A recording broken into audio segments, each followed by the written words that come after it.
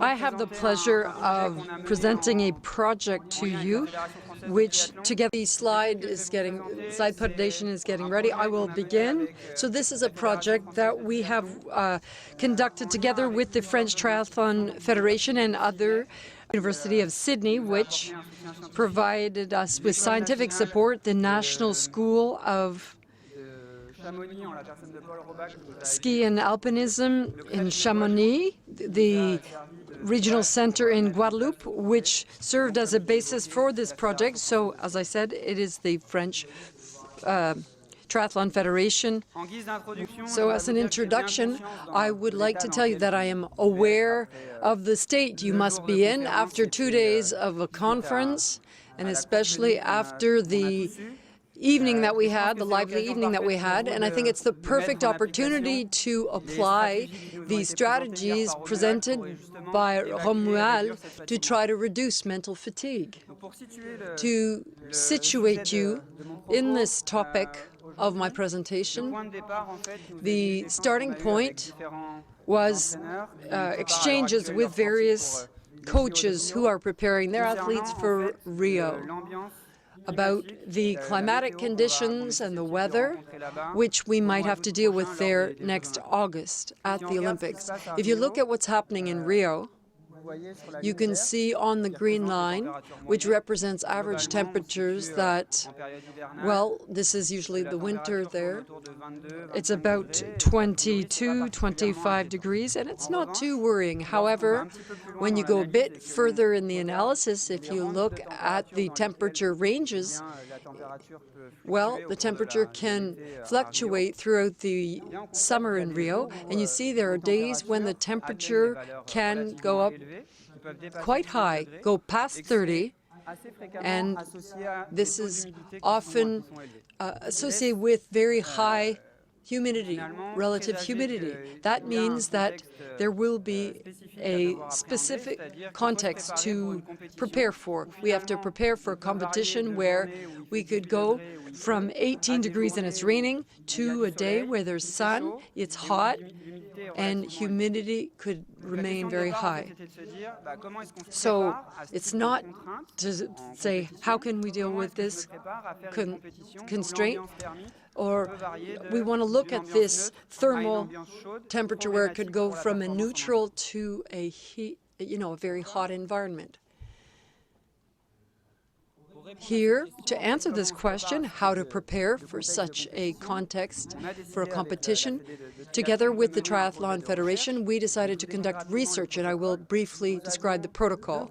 We have two groups of triathletes. One, which I described here, I will call it the heat training group, and the control group, which is represented here under. Here you've got the variations in the training loads throughout the protocol. The two groups started with a standardized period, 3 weeks, during which we ensured that the triathletes were well trained. That is, they had to reproduce their usual training load. And then, at the end of that phase, there was a reduced training phase to evacuate the fatigue accumulated by the training period. Subsequently, we differentiated their training, not in terms of their training load.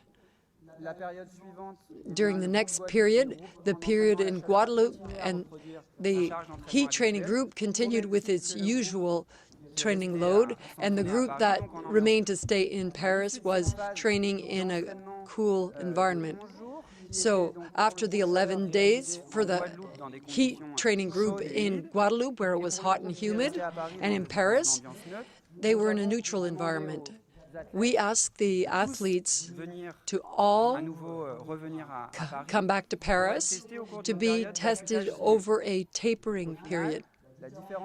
And ultimately, we saw that the heat training group was asked to have an 11-day heat training period to see the impact that it would have on their performance in a neutral environment at well. So they were tested once at INSEP to become familiar with the tests they would have to carry out. Then, once this familiarization test had been carried out, we then retested the triathletes before the setting up of the camp. Then they were tested upon return from the camp, including the group that was the control group, which stayed in Paris, and then after the tapering period. And in tandem with these performance tests, which you see the bicycles, there were other measurements taken, blood tests, to see how the body was adapting to this context of training. Because we'll see later, physiological adaptations in scientific literature could explain what changes when you're in heat training. So what would they do every time they would come to INSEP? Each week, the test would be divided up, let's say Friday, and then over the weekend.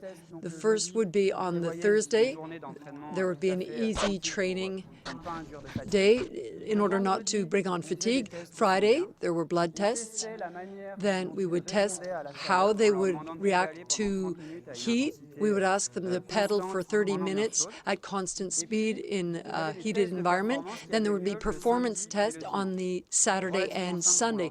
It was quite simple what we were asking them to do. In fact, every day they were to carry out a VO2 max, 1 hour and a half of recovery, and then 20 kilometers of time trial. And so the first test, the VO2 max, was in heat, the time trial in temperate environment. Athletes which started with the VO2 max with the heat on Saturday did the opposite on the Sunday.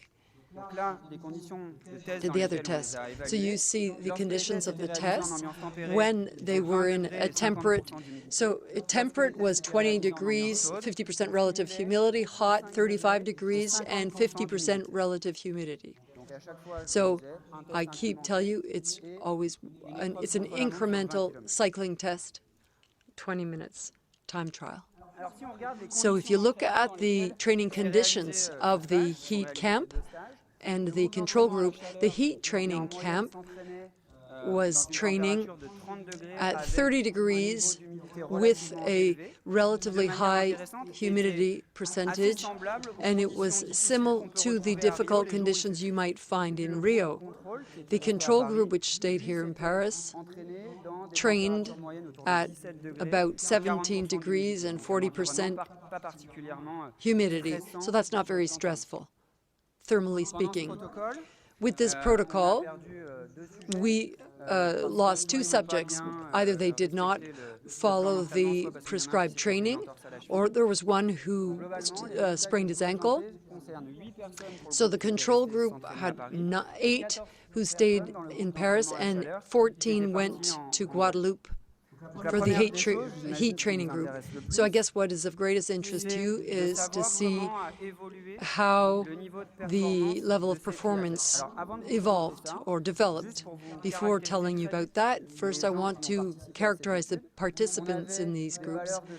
We had VO2 max in Paris above 60 milliliters per kilo, and 66 for those who went to Guadeloupe, and Arabic power that was showing that they're not elite athletes, but they're well trained.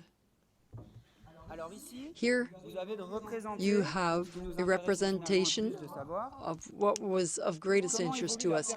How did their performance when a time trial of 20 kilometers? So when it's in blue, this is the neutral environment. When it's in red, it's hot. In white is the group that stayed in Paris. The first point is their starting performance at the beginning of the camp, and then after 10 days of tapering. And as you can see, very interestingly, we saw a more significant substantial improvement over 20 kilometers in the group that went to Guadeloupe, whereas here the test here was carried out in a temperate condition. So what we see is that when they trained in heat, we can intelligently improve one's performance in temperate climate. Now, if we look here, the improvement of the level of performance here in the group which stayed in Paris, it was 19 seconds on average, whereas for the group that went to train in heat, there was 49. There was a 30-second difference. A 30-second difference for those who went to train in heat. So here I would say thumbs up to characterize the answer in terms of the level of performance for those who went to train in heat when they came back and trained in a temperate climate. Now, in heat conditions, I'm sure you'll see the answer is even more interesting. The group that went to train in the heat immediately showed, right after its return, an improvement of its performance level, and this is even clearer because there were gains of 5%. Now, with regard to progression, there was progression of 40 seconds of improvement for the group that stayed in Paris for the heated time trial, and 1 minute 30 seconds for the group that went to Guadeloupe. So you see a very clear difference of almost 1 minute in difference that was brought about by this training camp. So here we might put 2 thumbs up. That is, if you train in heat, it seems to be beneficial when you have to be, competing in a temperate climate, and even more when in hot climate. If you look at the results, looking at the performance in terms of power, the results are very similar. And again, these ones are even more interesting when they're tested once back here in heat. Improvement of time and of average power output, and we asked them to carry out tests that were time trials, but also the MAP and the until exhaustion tests, and on 20 kilometers, the results were quite consistent with the gains observed during the MAP test. That is, we began to see a slight improvement in performance in a temperate climate for those who went to train in heat. That is, when we evaluated them when they came back from the camp 3 days after the trip was over, and this gain was increased after a tapering period of 10 days. So we see 9 watts plus in the progression made if you compare the control group to the heat training group.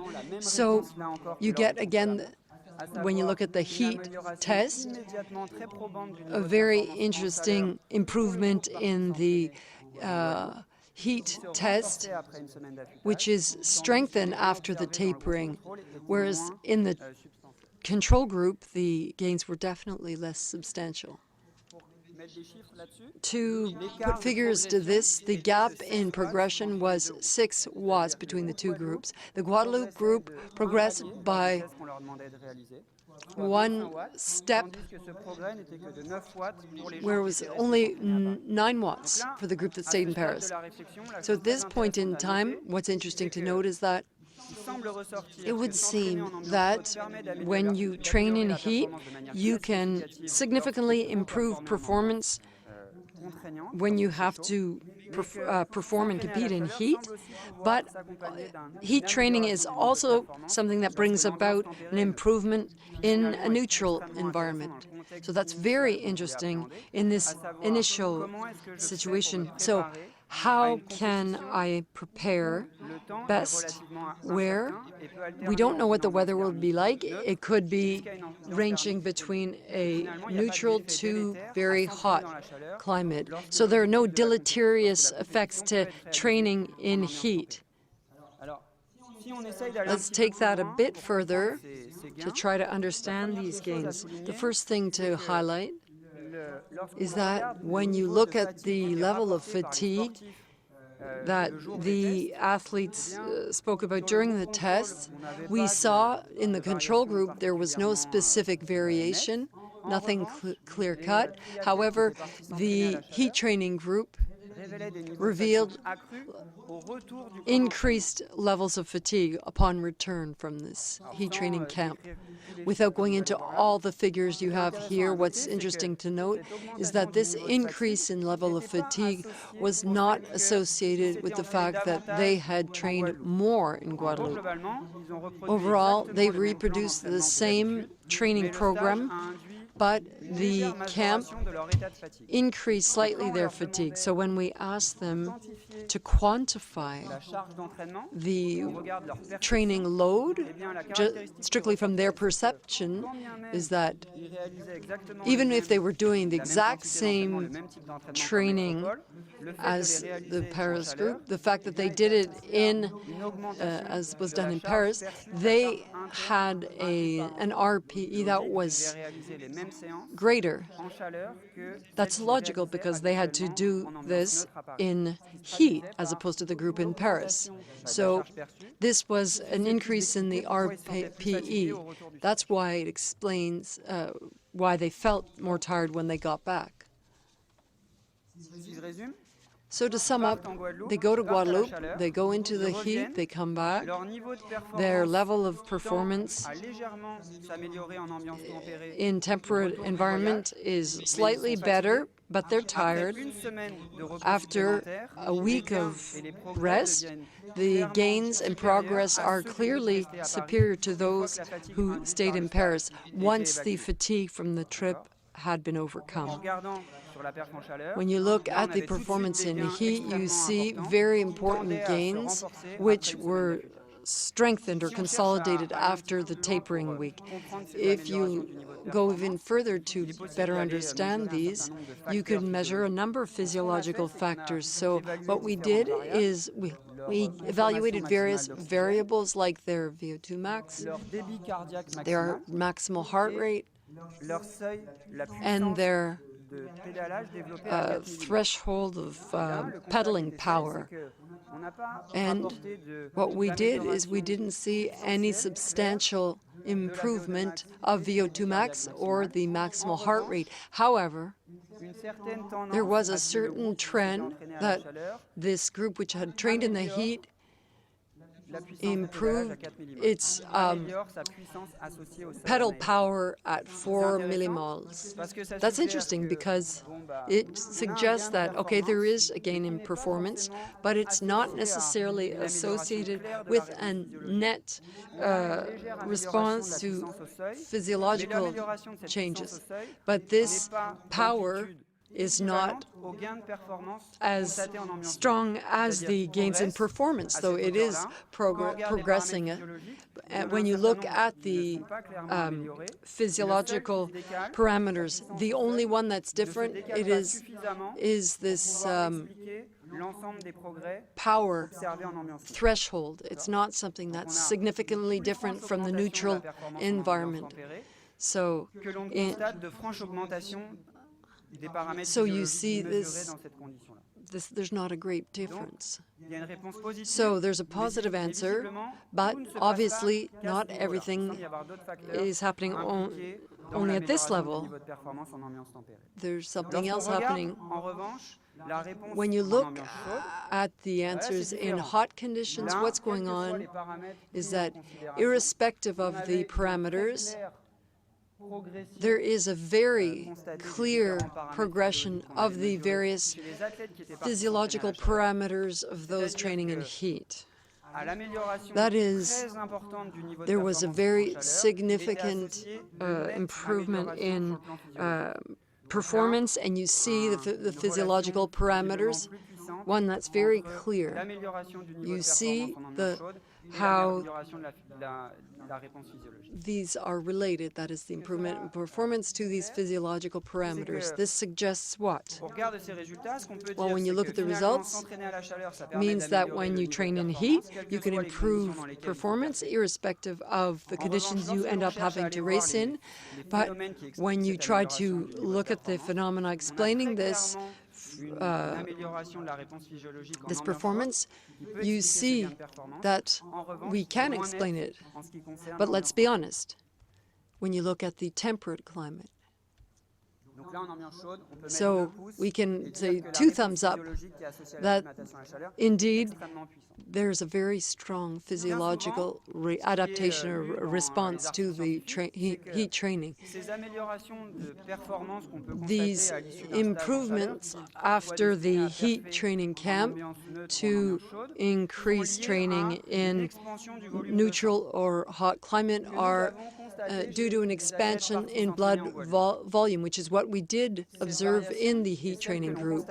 These variations, which we saw between the departure for the camp and the blood tests on their arrival when they just had come off the plane. However, what we did see is that 3 days later, and this is the first time they had a performance test carried out, this very significant increase in blood volume had been lost, and we saw a return to the reference values of the blood. So up to now, the main mechanism to explain performance after training, heat training, and then temperate training, we continue to follow the plasma, and we see that there's a change, the performance and the physiological responses or reactions. So the athletes remained very strong, their performance was very good. So it's maybe not just these factors, because their performance stayed good. This is when we're evaluating them after such a camp. One thing I would like to show you is a result that I think is quite interesting. Here you have, for the group that remained in Paris to train and the group that went to heat train, the way the power output in a neutral environment and how difficult, that is the rate of perceived effort. Here's the Guadeloupe group and here's the heat training, the control group. So physiological improvements for the heat training group were not that great in a temperate climate. And we noted that the RPE seemed to be quite similar, but they were able to provide greater power output in a temperate environment. So after the tapering phase, subsequent to the heat camp, the athletes agreed to provide a greater power output, even if their RPE was just as high. So when you go to train in heat, you have a better RPE for a certain, so you're able to increase your power output even if the RPE remains high. So it's those physiological, even if the physiological parameters were not that great, but perhaps there could be some perception issues coming into play. So when you go to train in heat, then you go back to your regular environment, you learn how to deal with an extra constraint. And when you have to perform in a neutral environment, the fact that you take this constraint away leads you to accept to make greater effort to produce more watts for a given RPE. In other words, having greater constraints with regard to RPE This is what could nevertheless mean that you would be able to have a greater power output. And this is what we had said partially yesterday. That is that all the strategies which can manipulate the RPE during training can, if well managed, lead to a gain in performance. When you have to deal with these constraints. Yesterday we said if you have mental fatigue, you have to learn to train with it. The idea here is learn to train in heat, in more difficult conditions than usual, and once that extra stress will have been left, you will agree to carry out an exercise that would be more than usual. So there were physiological reactions, but also there was an improvement in RPE, or in one's way of reacting to it. So the 4 key points to retain from this study, the first and most important is that to do a heat training camp would seem to be a good strategy to improve performance irrespective of the conditions of the competition, whether it be in hot or temperate conditions. And finally, this even buttresses other studies. This type of observation has been confirmed with soccer players, with cyclists, in studies in various research centers internationally. So it means there's a certain consistency across the board in the scientific community. Moreover, this improvement in performance is associated with an improvement of the physiological and perceptual responses, especially in heat, and that we saw an improvement in the ratio between your improved RPE and power output. Third point, the improved performance was disconnected or not necessarily related to the plasma volume changes, because the plasma volume changes were lost quite fast once back in the neutral climate.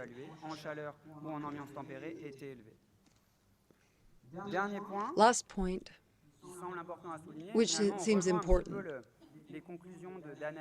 This is what Danaël had said yesterday. The level of fatigue experienced by the athletes at the end of the camp seemed to be much greater than those who had trained in Paris in a temperate environment. As mentioned yesterday, if you reproduce a regular training load, you're increasing the stress and you're increasing the mental fatigue. So you must not go too far along this trend. As Anaël had said, this could lead to overreaching, and that would not necessarily lead to an improvement by a super compensation. So you have to be aware of things and pay attention to accumulated fatigue. So you have to watch out for the conditions. So you have to follow the athletes very closely if you decide to train in heat.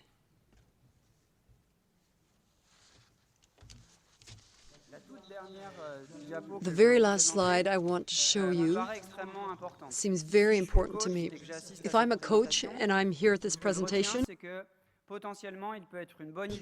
potentially could be a good idea to take my athletes to train in the heat, irrespective of the weather to be expected at the competition they will participate in. What I want to say here is it's the point of view of a scientist. This is a situation, the control situation, those who stayed in Paris, and then the heat training group, and we see how their performance develops. What I want to show you here is that this strategy seems probably to be crowned with success if you test it with your group, however. This is from a scientific point of view. That is, our role is to give you ideas, to be a toolbox, to say what we think could work. But you're here. But what you have to do is provide a tailor-made approach. Some people will react very well to what I'm telling you, and others who will not show any improvement in their performance or even might regress due to the fatigue I had talked about. I think everything depends on our ability to listen to each other.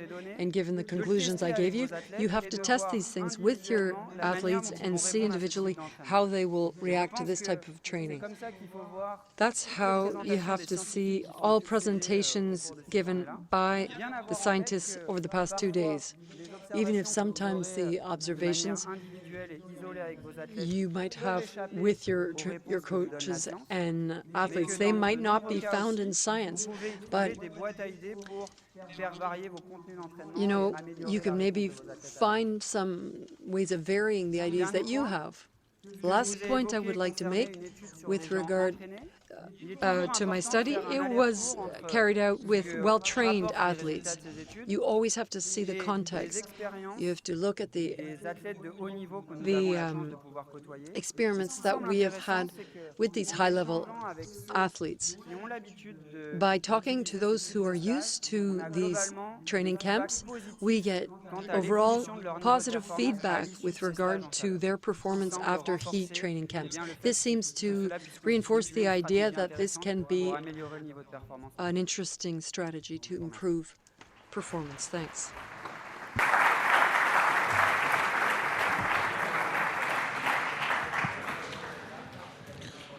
One question for Yann. There is a question.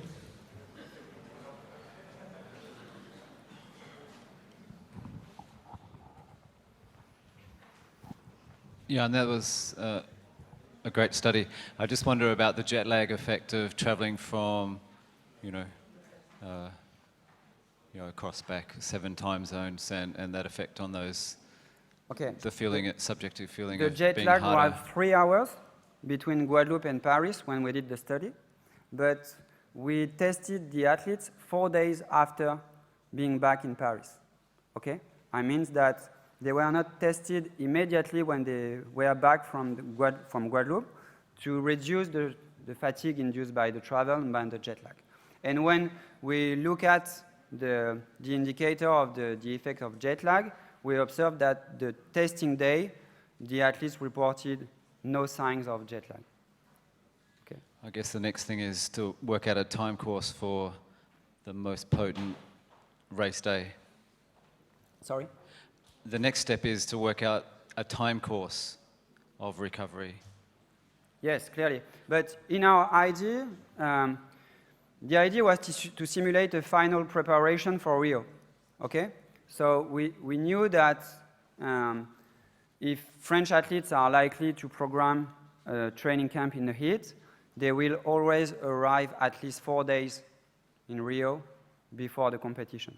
That's the reason why also we decided to have a four day of reduced training before testing them when they were back in Paris. Okay? Thank you, Yann. Congratulations.